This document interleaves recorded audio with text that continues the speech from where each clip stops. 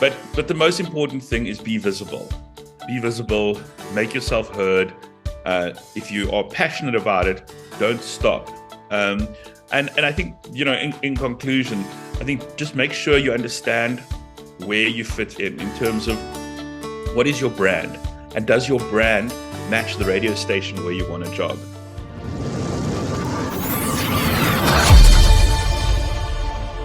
So one of the questions I get constantly from young people trying to get into radio is, Gordon, how do I get into radio? And I must be honest, if I look at my career, I think there was a lot of luck involved in that, and I'm not sure that's the answer that people want to hear. So what I thought I'd do is get a hold of people that know how you can get onto radio, because they're the ones making the decisions to get you onto radio, and that is our program directors or program managers. One of my favorites is a gentleman that I've worked in at many levels in radio, but most recently, just before he moved to the US, he was my program manager at East Coast Radio and East Coast Gold. Zane D, firstly, how are you? Hey, Gordy, good to talk to you, man. I'm really well. From a cold Atlanta, it's only 10 degrees at the moment, Celsius. That makes it about 50 degrees Fahrenheit, I think. So got to get used to both, but really good this side. Thanks for chatting to me. Well, it's certainly a lot hotter here. It was 27 degrees at 8 o'clock this morning. So yeah, you're not missing much here, mate. Trust me. Okay, so here's a shotgun hitting all stations question. Zane, how do we get into radio? It's actually a good question, because I think the way you get into radio these days, there's so many different ways. Back in maybe 20 years ago, you'd be going to campus radio and you'd put together a quality demo, and in the town or city where you lived, you would send that to the commercial station, and the program manager would once a week take out the CDs that got submitted, and he'd listen and see if there was any talent. And if he liked you, he'd call you for an interview, maybe a voice test. And so it was a pretty straightforward process. I think today, the luxury of a simple process is gone, in the sense that I, in my career as a program manager, found talent in some of the most unusual places. I met someone at a sporting event once, Sky Shabalala, who's on the breakfast show on East Coast Radio, and I didn't really even know him. We were in a box together at Kings Park, and I happened to hear him talking to someone, and I thought, wow, this guy knows a lot about sport, and I like his voice, and he's got a good energy. And eventually I turned around and I said, listen, here's my business card. Call me if you'd like a job, which he did. So I think you find people in unusual places, and as a programmer, you've got your ear tweaked. So whether you're in a restaurant and there's a really cool waiter with a great personality, or whether you're at an event and you meet someone, or there's someone with a really interesting voice and you kind of get tweaked by what they're saying, So I think the options are really endless. Of course, there's social media now too, and there are people who are doing really cool things on LinkedIn, like yourself, on YouTube, and so you're trawling the social media channels as well to see, hey, this guy's really cool. And in some cases, people do really cool video stuff, and you think, well, how would this translate into radio? A few years ago, we did a radio show with the comedian Anne Hirsch. She had a really great YouTube channel, and she was really funny and awkward and relatable. And so we took the video show and we turned it into a radio show. And it's really interesting when you see how people use their skills in a different medium. Because I think if you're on camera, it's one thing. If you're only using your voice, as you'll know, it's a different thing. And so I find that looking in places like social media is probably an important place. Of course, there are those people who will say, well, you're just going to get them because of their following. And in some cases, maybe that's true. But I think, at the end of the day, as a radio station, when you're bringing a presenter on, and listen, this could be a person that you bring on from midnight to 3 on a Saturday and Sunday morning, or it's a new breakfast show host. You always want to bring someone that's kind of got some personality, that's got some character. And so I think someone who's already doing that in the social media space has proven themselves to a certain degree. So if there's a bit of a following there, it does make it easier. In saying that, and this is a really important thing, a lot of people will talk about a big name versus a big talent.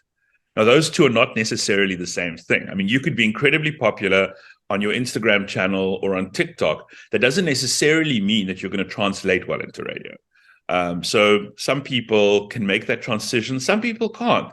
Some people can be coached to do it. But it doesn't necessarily mean that if you're a social media star, you're going to be a radio star as well. And so I think in terms of answering the question, because I've kind of gone around about it, but how do you get onto radio? Make yourself visible. If you've done a really cool video, tag a program manager at a radio station that you want to be working on.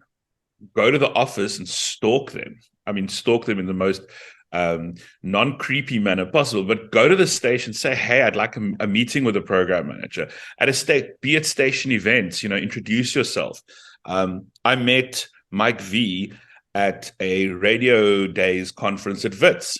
He came up to me and he introduced himself and he said, hey, I love your work and I want to work for you. So it's really about persistence. I think that's the big word.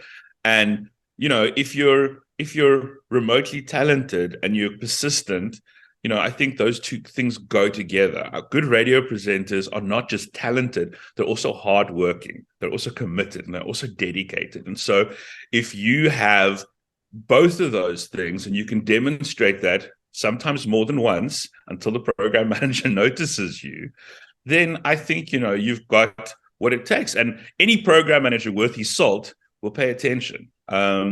And, I'll be honest, I've had many people who were quite persistent, but weren't very talented. And I also felt that it was important to be honest with them and to say, listen, you know what? I know you really want to do this, but it's like playing football.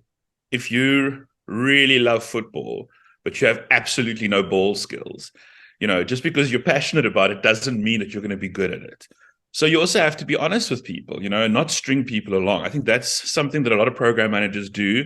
Instead of being honest and having the tough conversation, they sort of, not right now. Maybe, no, just be honest. Say, listen, you know what? I'm going to be honest with you. I don't think you're great because of X, Y, and Z. Maybe you'd be better as a YouTube star, or maybe you'd be better, as something else. But the point is, I think being honest with people and giving people real feedback, that's what they want. That's what they need. I suppose what they want and what they need is not always the same thing, but I think in many respects, just being honest with people, because like you said at the start, this is for people who want to get into the industry, not someone who's necessarily a radio veteran of 10 years. And so, you've got to understand the requirements. And it's the reason there are so few people who are wildly successful in this radio thing is because it's not easy, and it's not something that everyone has the ability to do.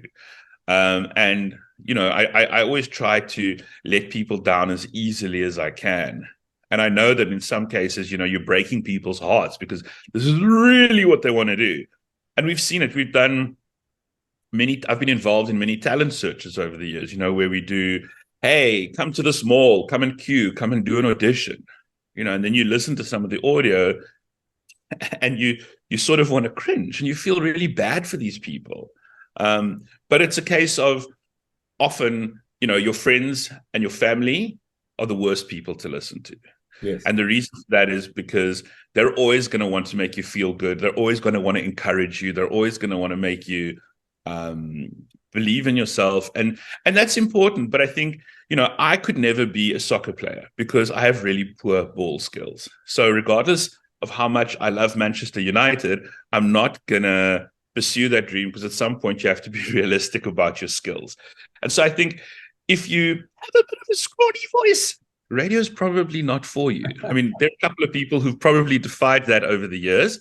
But if you're shy or if you're not very well spoken, those things, I suppose you have to sort of do a bit of an introspection and go, have I got what it takes? And if you do, and you really believe you do, talk to program managers, talk to other radio people. I mean, I think if you speak to a radio presenter who has been in the industry for a while, send them some audio, ask them for an honest opinion, and say to them, be honest, don't be nice. Tell me what you think.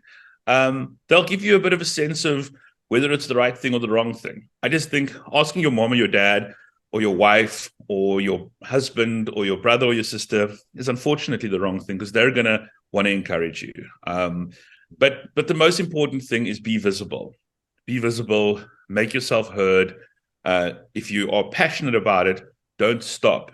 And I think, in conclusion, I think just make sure you understand where you fit in terms of what is your brand, and does your brand match the radio station where you want a job? You might be wildly talented, but in a different format.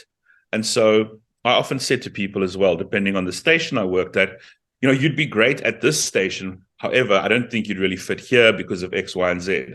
And so that's always something to just kind of be aware of is what is your brand? Do you know what your brand is? Do you know what you're about? Do you know what you'd bring to this radio station?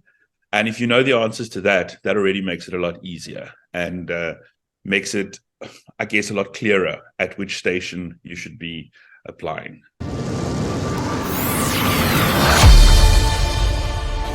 You have to be able to speak well. You have to be able to